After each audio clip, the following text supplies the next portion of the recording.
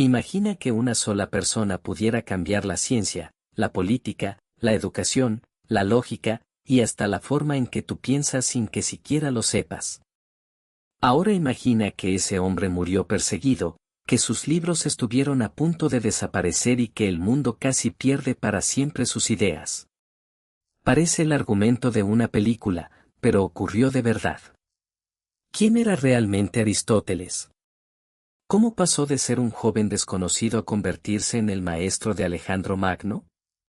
¿Por qué discutía con su maestro Platón? ¿Y cuál fue el acontecimiento que casi borró su nombre de la historia? Lo más increíble es que la respuesta no está al principio de su vida, sino al final. Y cuando la descubras, entenderás por qué su legado sigue vivo más de 2300 años después. Antes de continuar, suscríbete al canal para poder descubrir historias de personajes que cambiaron el mundo. Hoy presentamos Aristóteles, el hombre que organizó el conocimiento. Ahora viajemos más de 23 siglos al pasado, donde comenzó una de las aventuras intelectuales más extraordinarias de todos los tiempos. Aristóteles nació en el año 384 a.C.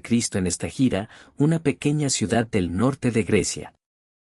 Una curiosidad sobre su nombre es que proviene del griego antiguo y está formado por los términos aristos, que significa el mejor, y telos, que significa fin o propósito. Es decir, su nombre podría interpretarse como el mejor propósito o el fin supremo. Su familia estuvo compuesta por sus padres Nicómaco y Paestis, ambos dedicados a la medicina, y sus dos hermanos Arimnesta y Arimnestos, este último murió joven. Una curiosidad sobre sus padres es que, según la tradición antigua, ambos pertenecían a los Asclepíades, una antigua familia o tradición médica cuyos miembros afirmaban descender de Asclepio, el dios griego de la medicina. Su padre ejercía la medicina con tanto prestigio que llegó a convertirse en médico de la corte y consejero del rey macedonio Amintas III. Gracias a esta posición, Aristóteles tuvo desde muy joven contacto con el ambiente de la corte de Pella, donde también conoció a la familia real macedonia, incluido al joven Filipo II, que años después se convertiría en rey. Crecer en una familia vinculada a la medicina probablemente influyó en su manera de observar el mundo. Mientras la tradición filosófica tendía a buscar explicaciones generales sobre el mundo, Aristóteles desarrollaría una actitud que marcaría toda su obra: observar antes de concluir, estudiar los hechos y buscar evidencias en la realidad. Esa forma de aproximarse al conocimiento terminaría transformando para siempre la historia de la filosofía y de las ciencias. Pero el destino lo golpeó muy pronto. Quedó huérfano siendo adolescente y tras la muerte del rey Amintas III, su estadía en la corte de Pella corría peligro, por lo que tuvo que regresar a Estagira bajo la estricta protección de su hermana mayor Arimneste y de su cuñado y tutor, Proxeno de Atarneo. Su vida pudo quedar en el anonimato. En cambio, gracias a una decisión de Proxeno, Aristóteles tuvo que dejar su ciudad natal para buscar un nuevo destino. Ese viaje lo llevó a Atenas, el gran centro intelectual del mundo griego. Allí Aristóteles continuaría su formación y, según algunas fuentes, pudo haber pasado inicialmente por la prestigiosa escuela de retórica de Isócrates. Pero Aristóteles buscaba algo más y terminó ingresando en la famosa Academia de Platón. Durante casi 20 años, Aristóteles aprendió de Platón, absorbió sus enseñanzas y perfeccionó su capacidad para hacer preguntas. Sin embargo, ocurrió algo inesperado. Cuanto más admiraba a su maestro, más empezaba a discrepar de él. Platón afirmaba que la realidad verdadera existía en un mundo perfecto de ideas. Aristóteles pensaba exactamente lo contrario: si quieres comprender el universo, primero debes estudiar el mundo real. Los animales, las plantas, las personas, la naturaleza. No bastaba con imaginar, había que observar. Esa diferencia cambió para siempre la filosofía antigua y dio origen a una forma completamente nueva de buscar conocimiento. Lo sorprendente es que esa discusión sigue viva hoy. Cada vez que alguien exige pruebas antes de aceptar una afirmación, está utilizando una manera de pensar que Aristóteles ayudó a construir. Un dato curioso sobre la relación entre Platón y Aristóteles es que, según la tradición, Aristóteles recibió los apodos de el lector y la mente de la escuela, debido a su extraordinario interés por los libros y su capacidad intelectual. Aunque admiraba profundamente a su maestro, Aristóteles no dudó en cuestionar algunas de sus ideas. De ahí surge la célebre frase que tradicionalmente se le atribuye: soy amigo de Platón, pero más amigo de la verdad. Pero, a esta historia todavía le falta el capítulo más extraordinario de su vida. Platón murió en el año 347 a.C. y tradicionalmente se ha considerado que Aristóteles esperaba suceder a su maestro. Pero no ocurrió así. La dirección de la escuela recayó en Espeusipo, sobrino de Platón. Lo cual fue una enorme decepción para el filósofo. Es así que Aristóteles decidió abandonar precipitadamente Atenas. Sin la posibilidad de regresar a esta gira, ya que, esta ciudad había sido destruida por las tropas de Filipo II de Macedonia en el año 349 a.C., ni de refugiarse de forma segura en la casa de su familia materna, en Calcis, debido a la guerra que se libraba en Eubea, aceptó la invitación de viajar a Asia Menor junto a su colega Genócrates. Poco después, Aristóteles desembarcó en la ciudad de Asos, en la región de Misia, bajo el amparo directo del tirano Hermias, gobernante de Atarneo y amigo íntimo de su antiguo tutor, Proxeno. Gracias a la protección de Hermias, pudo establecer allí una pequeña comunidad filosófica vinculada a la academia, junto a sus colegas Erasto y Corisco. Fue en este entorno donde convocó a dos de sus primeros grandes discípulos, Teofrasto y su sobrino nieto Calístenes. De esta manera, lo que para cualquier otra persona habría parecido un fracaso, para Aristóteles terminó convirtiéndose en una oportunidad extraordinaria. Aquella puerta cerrada estaba a punto de abrir otra mucho más importante. Un dato curioso sobre la relación entre Aristóteles y Hermias es que ambos llegaron a establecer un vínculo muy estrecho. Aristóteles se casó con Pitia, sobrina e hija adoptiva de Hermias, con quien tuvo una hija a la que también llamaron Pitia, en honor a su madre. Pasado un tiempo, Aristóteles se trasladó a Mitilene, en la pintoresca isla de Lesbos, donde se reunió con su discípulo y colaborador Teofrasto, natural de la isla. Fue allí donde ambos profundizaron sus investigaciones sobre la naturaleza. Aristóteles encontró en los ricos ecosistemas terrestres y marinos de Lesbos un auténtico laboratorio natural. Sin microscopios ni telescopios, se dedicó a observar, comparar y diseccionar animales, prestando especial atención a la extraordinaria diversidad de la vida marina. Pero quizá uno de sus trabajos más extraordinarios fue el estudio del desarrollo embrionario de los pollos. Aristóteles abrió huevos en diferentes etapas de incubación y describió la aparición del corazón, los primeros vasos y el progresivo desarrollo de los órganos del embrión. Sus observaciones quedaron recogidas principalmente en su obra Historia de los Animales. Poco tiempo después recibió una invitación inesperada. El rey Filipo II de Macedonia quería que educara a su hijo. Ese niño se llamaba Alejandro. Años más tarde sería conocido como Alejandro Magno, uno de los conquistadores más famosos de todos los tiempos. Durante varios años, uno de los mayores pensadores de la historia enseñó a quien más tarde conquistaría un imperio que se extendía desde Grecia hasta la India. Hablaron de ética, liderazgo, política, literatura y filosofía griega. Nadie sabe cuánto influyeron aquellas conversaciones en las decisiones de Alejandro, pero resulta difícil creer que no dejaran ninguna huella. Por esos mismos años ocurrió una tragedia que marcaría profundamente a Aristóteles, la muerte de su amigo Hermias. Consternado por su pérdida, Aristóteles quiso honrar su memoria y erigió en Delfos un monumento conmemorativo, acompañado de una inscripción en su honor.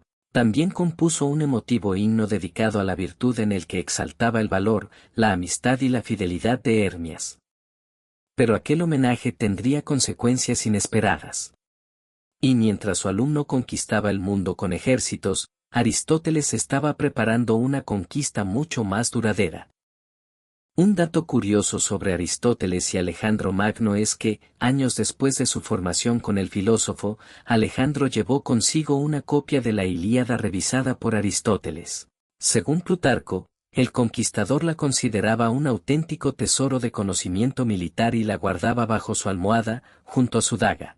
Por eso, la tradición la recuerda como una especie de manual de guerra personal de Alejandro. Pero quizá la muestra más conmovedora de la huella que dejó Aristóteles en su antiguo discípulo fue la frase que, según Plutarco, Alejandro solía pronunciar: «Mi padre me dio la vida, pero Aristóteles me enseñó a vivir bien». De regreso en Atenas y bajo la férrea protección militar y financiera de su íntimo amigo Antípatro, virrey de Macedonia en Atenas, el estagirita decidió fundar su propia institución de altos estudios, para lo cual, arrendó unos terrenos públicos extramuros en un espeso bosque consagrado a Apolo Licio, un área tradicionalmente usada para ejercicios militares y debates de sofistas. Al carecer del derecho legal de comprar propiedades debido a su estatus de meteco, aquellas instalaciones públicas dieron origen al legendario Liceo. Era una escuela completamente distinta. Allí no se aprendía sentado durante horas escuchando discursos interminables. Maestro y alumnos caminaban mientras debatían. Investigaban animales. Clasificaban plantas. Analizaban gobiernos. Estudiaban poesía. Se hacían preguntas constantemente. Por primera vez, el conocimiento dejaba de depender únicamente de la tradición para apoyarse en la observación y el razonamiento. Ese método terminaría convirtiéndose en uno de los pilares de la ciencia moderna. Un dato curioso sobre el Liceo es que, por la singular práctica de filosofar mientras caminaban, los miembros de la escuela de Aristóteles terminaron siendo conocidos como los peripatéticos. El término procede del griego peripatos, relacionado con el paseo o lugar de tránsito del Liceo, y suele interpretarse como los que caminan o los que pasean. Aristóteles escribió sobre casi todo lo que existe. Biología, física, política, ética, psicología, literatura, lógica. Entre sus trabajos destacan el Organon, donde sistematizó la lógica y desarrolló su célebre teoría del silogismo, la física y acerca del cielo, dedicados al estudio de la naturaleza y el cosmos. Sus numerosos tratados biológicos, como Historia de los animales y las partes de los animales, la metafísica, centrada en el ser y sus causas, y obras como la Ética a Nicómaco, la política, la retórica y la poética. Era como si quisiera comprender el universo completo. Muchas de sus conclusiones fueron corregidas siglos después, pero su verdadera aportación nunca estuvo en tener siempre la razón. Su mayor legado fue enseñar a la humanidad cómo buscarla. Un dato curioso sobre su obra es que, siglos después de su muerte, sería recopilada y organizada por Andrónico de Rodas en lo que hoy conocemos como el Corpus Aristotelicum. Además, Cicerón elogió el estilo de los diálogos de Aristóteles, comparándolo con un río de oro. Sin embargo, cuando parecía haber alcanzado el mayor reconocimiento de su vida, todo volvió a cambiar. En el año 323 a.C., Alejandro Magno murió de forma inesperada. Atenas reaccionó con un fuerte sentimiento contra todo lo relacionado con Macedonia, y Aristóteles quedó en una posición muy peligrosa. Fue acusado de impiedad, exactamente el mismo delito por el que años antes habían condenado a Sócrates. Eurimedo, sacerdote de los misterios de Deméter, acusó formalmente a Aristóteles del delito de impiedad, utilizando como argumento el himno que el filósofo había compuesto años atrás en honor de su amigo Hermias. Sus acusadores sostenían que, al dedicarle aquellos versos y rendirle honores extraordinarios, Aristóteles le había tributado honores propios de un dios. El filósofo comprendió inmediatamente lo que podía ocurrir.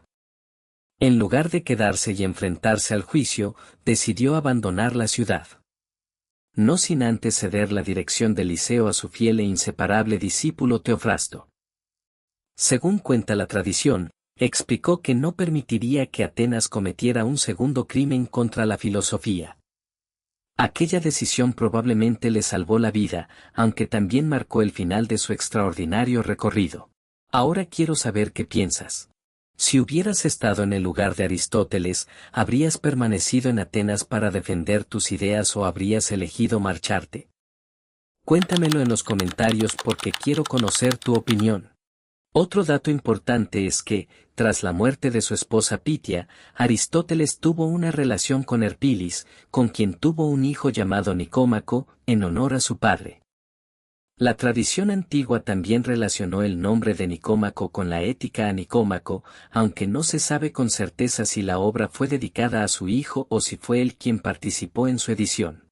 En el año 322 a.C., a los 63 años de edad, lejos de Atenas y en la ciudad de Calcis, la vida de Aristóteles llegó a su fin. El filósofo murió después de padecer una enfermedad estomacal. Un dato curioso sobre su muerte es que Diógenes Laercio conservó el texto de un testamento atribuido al filósofo, en el que se revela una faceta especialmente humana de su personalidad.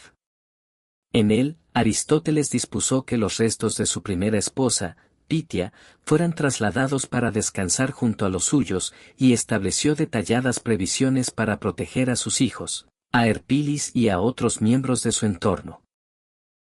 El testamento también muestra su preocupación por la libertad y el bienestar de varios de sus esclavos, algunos de los cuales serían liberados según las condiciones que él mismo estableció. Pero lo más sorprendente ocurrió tras su muerte. Sus escritos pasaron por siglos de abandono, guerras y desapariciones. Muchos estuvieron ocultos durante generaciones y otros nunca volvieron a encontrarse. Si esos manuscritos se hubieran perdido para siempre, gran parte del conocimiento que hoy damos por sentado jamás habría llegado hasta nosotros. Y aquí está la verdadera grandeza de esta historia. Aristóteles nunca gobernó un imperio, nunca dirigió un ejército y nunca buscó convertirse en un héroe. Su única ambición era comprender el mundo mejor que nadie. Paradójicamente, esa búsqueda terminó cambiando el destino de millones de personas que ni siquiera habían nacido.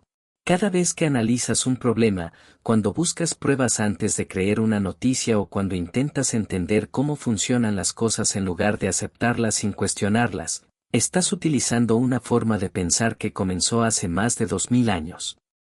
Los reyes pasan. Los imperios caen. Incluso las civilizaciones desaparecen. Pero las ideas capaces de transformar la mente humana pueden desafiar al tiempo. Y pocas han demostrado esa fuerza con tanta claridad como las de Aristóteles, el hombre que enseñó al mundo que las respuestas más importantes siempre comienzan con una buena pregunta.